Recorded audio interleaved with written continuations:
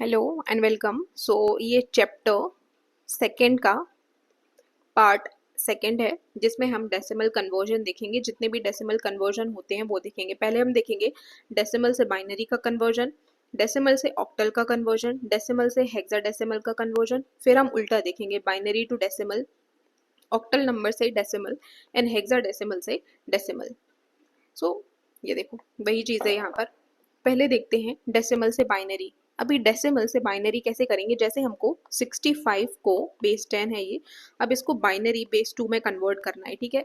तो वही हम यहाँ पर कर रहे हैं। जैसे अपने, क्योंकि हम बाइनरी कन्वर्जन कर रहे हैं तो बाइनरी कर रहे हैं, that is why we are dividing it with the 2, इसीलिए हम इसको 2 से डिवाइड कर रहे हैं। जैसे 65 है, अब 65 को हम 2 से डिवाइड करेंगे तो हमारा पूरा पूरा डिवीजन नहीं होगा। क्या रिमाइंडर रह जाएगा? 1 रिमाइंडर रह जाएगा, ठीक है। तो यहाँ पर हमने 1 लिख दिया क्योंकि यहाँ पर 1 रिमाइंडर है। वहीं अब हम 32 को 2 से डिवाइड करेंगे तो कुछ भी रिमाइंडर नहीं बचेगा, तो रिमाइंडर यहाँ पर 0 लिखेंगे। इसी तरीके से हम डिवाइड करते जाएंगे और जो रिमाइंडर्स हैं वो यहाँ पर लिखते जाएंगे, ठीक है। बट एक चीज़ आपको याद रखनी है कि हम जब एलसीएम वगैरह निकालते हैं, ये मैथमेटिक्स वाला, उससे कंफ्यूज नहीं करना है। जैसे आपने 2 और 2 यहाँ पर डिवाइड किया, यहाँ पर बचेगा 1, तो यहाँ पर आप रुक जाते हैं। बट इसमें ऐसा नहीं है, you don't have to stop here. आपको फिर से 2 से डिवाइड करना है इस 1 को और यहाँ पर 0 लिखना है। क्यों? क्योंकि आपका कोई भी डिवीजन नहीं हो रहा है 1 से, ठीक है। और ये जो 1 बचा है, ये जो रिमाइंडर है वो यहाँ पर आएगा। अच्छा, आप एक चीज याद रखो कि इनका जो भी डिवीजन होता है और जो भी रिमाइंडर बचता है वो यहाँ पर लिखा जाता है, ठीक है, इस प्लेस पर। और जब हम रीड करते हैं यहाँ से बॉटम से टॉप। जैसे अभी ये जो 65 है, 65 की वैल्यू यदि आपको बोला जाए कि बाइनरी में लिखो तो आप नीचे से ऊपर की तरफ लिखोगे। जैसे 1 0 0, 1 मिनट, कैसे लिखोगे? 1 0 0 0 0 0 1, ठीक है, कुछ इस तरीके से लिखोगे। आई थिंक आपको समझ आया होगा। सो ऐसे ही मैंने ये डेसिमल टू बाइनरी कन्वर्जन किया हुआ है और इसी तरीके से 122 का मैंने किया हुआ है, ठीक है। जैसे 2 से डिवाइड करोगे तो 61 आएगा, ठीक है। रिमाइंडर 0 है क्योंकि पूरा पूरा डिवीजन हो जाएगा। फिर हम फिर से 2 से डिवाइड करेंगे, पूरा पूरा डिवीजन नहीं होगा, 1 बच जाएगा, तो रिमाइंडर यहाँ पर लिख दोगे। फिर 2 15 सा 13 30, यहाँ पर आ जाएगा आपका 0, है ना। फिर 2 7 सा 14, यहाँ पर रिमाइंडर बच जाएगा 1। 2 3 सा 6, यहाँ पर रिमाइंडर बच जाएगा 1। 2 1 सा 2, यहाँ पर रिमाइंडर बच जाएगा 1 एंड 2, कोई भी नहीं जा रहा है यहाँ पर, ठीक है, कोई डिवीजन नहीं होगा, तो यहाँ पर आप लिख दोगे 1। और फिर आप रीड करोगे बॉटम टू टॉप, तो ये कुछ इस तरीके से लिखा जाएगा। देखो ये मैंने यहाँ पर लिखा है। तो ये हो गया हमारा डेसिमल टू बाइनरी कन्वर्जन। फिर हम देखेंगे decimal to octal conversion. Octal मतलब कि बेस 8 हमको कन्वर्ट करना है। देखो अब इसमें क्या करेंगे हम, ये जो 122 है जो बेस 10 है, अब हम इसको बेस 8 में कन्वर्ट कर रहे हैं। तो जिससे भी आपको कन्वर्ट करना है, जैसे बाइनरी में कर रहे हो तो 2 का डिवाइड कर दिया, और यदि ऑक्टल में कर रहे हो तो 8 से डिवाइड कर दो और जो भी रिमाइंडर बच रहा है वो यहाँ पर लिख दो। जैसे 2 को अब डिवाइड करोगे तो यहाँ पर 2 बच जाएगा, ठीक है। फिर ऐसे ही 8 1 सा 8 होगा, यहाँ पर 7 बच जाएगा। फिर यहाँ पर कुछ भी नहीं जा रहा है तो यहाँ पर आप 0 लिख दोगे, ठीक है। और ये वाला रिमाइंडर यहाँ आ जाएगा। तो ये आप फिर टॉप बॉटम से लेके टॉप ऐसे रीड करोगे तो इसका ये वाला कन्वर्जन हो जाएगा। देखो वैसे मैंने ये डेसिमल लिखा है, ऐसे तो डेसिमल नहीं आता है, बट फिर भी देख लो। जैसे ये जो 25.625 है, ठीक है।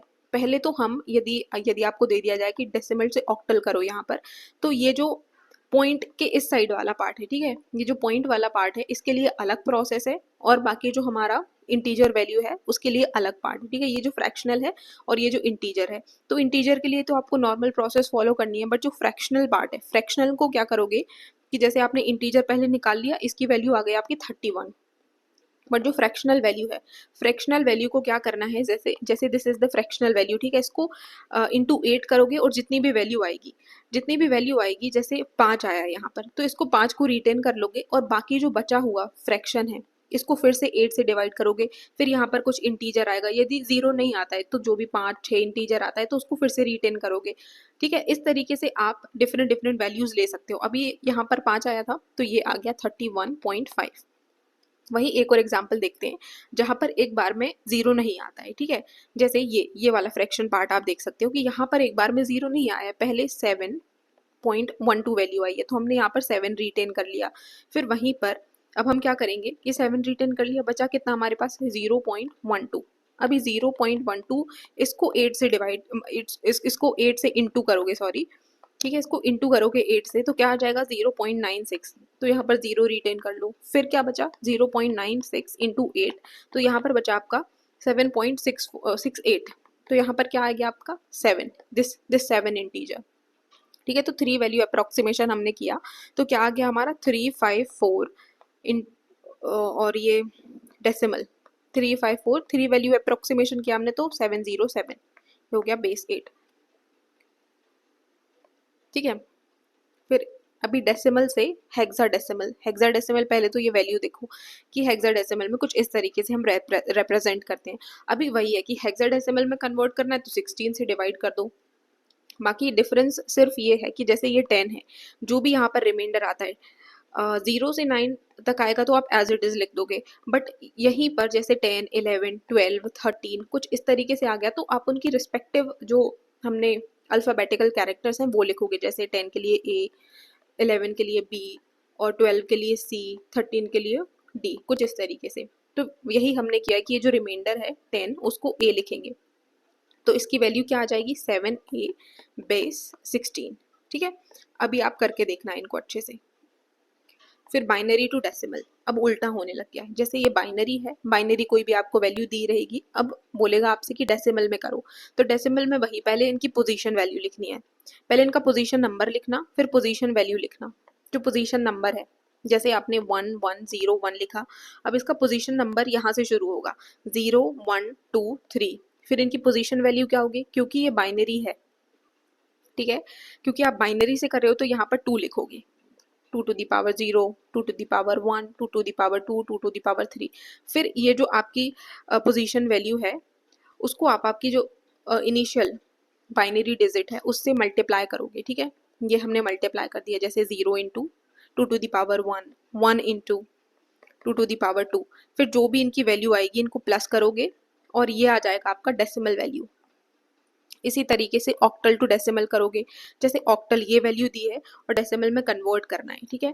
तो आप लिखो यहाँ पर 257, आप नंबर लिख दो, पोजीशन नंबर 0 1 2, और जो पोजीशन वैल्यू है, पोजीशन वैल्यू क्या है, क्योंकि हम ऑक्टल से कर रहे हैं तो यहाँ पर 8 लेंगे, 8 to the power 0, 8 to the power 1, and similar इनको इनटू करना है और इनको फिर प्लस करके आपको यहाँ पर लिख देना है। देखो मैं आपको ये बता रही हूँ कि ये कुछ वैल्यूज आप याद कर लो, क्यों, क्योंकि आपको काम आएगी। जैसे 8 टू द पावर 1 8 होता है, 8 टू द पावर 2 64 होता है, 8 टू द पावर 3 512 होता है, 8 टू द पावर 4 क्या होता है 4096, 8 टू द पावर 5 क्या होता है 32768, सॉरी।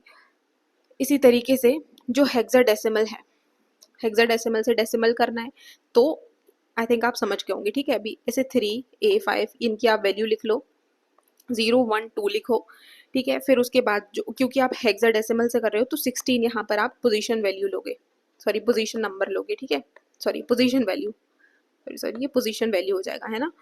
एंड ये जो a है, a को क्या लिखोगे 10 लिखोगे, यहाँ पर 10 इंटू 16 मल्टीप्लाई किया और फिर इन सबका पहले आपने इंटू किया, सम निकाला, और जो आपको फाइनल वैल्यू मिलेगी वो क्या होगी, वो होगी आपकी हेक्साडेसिमल, ठीक है। ये ईपीएफओ का क्वेश्चन है ना, ईपीएफओ का क्वेश्चन है। देखो पहले क्या किया, डी ए, ये जो वैल्यू है इसको लिख लिया, पहले पोजीशन हमने इसकी नंबर लिखा, फिर पोजीशन वैल्यू लिख ली, ठीक है। इनको मल्टीप्लाई किया, इनको प्लस किया फिर, ठीक है, प्लस करने के बाद हमको ये वाली वैल्यू मिली। नोट ये करना है आपको कि थोड़ा ये 16 की पावर थोड़ा निकालने में आपको टाइम लगेगा, तो याद रखना 16 1 16, 16 2 मतलब नॉट 2 बट 16 का स्क्वायर करोगे तो 256 आएगा, 16 का क्यूब करोगे तो 4096 आएगा, और 16 टू द पावर 4 करोगे तो क्या आएगा 65536। इसको लर्न कर लेना है। With this we are done with the decimal conversion. अभी हम नेक्स्ट में सारे ही रिस्पेक्टिव कन्वर्जन्स देखेंगे। ठीक है, थैंक यू सो मच।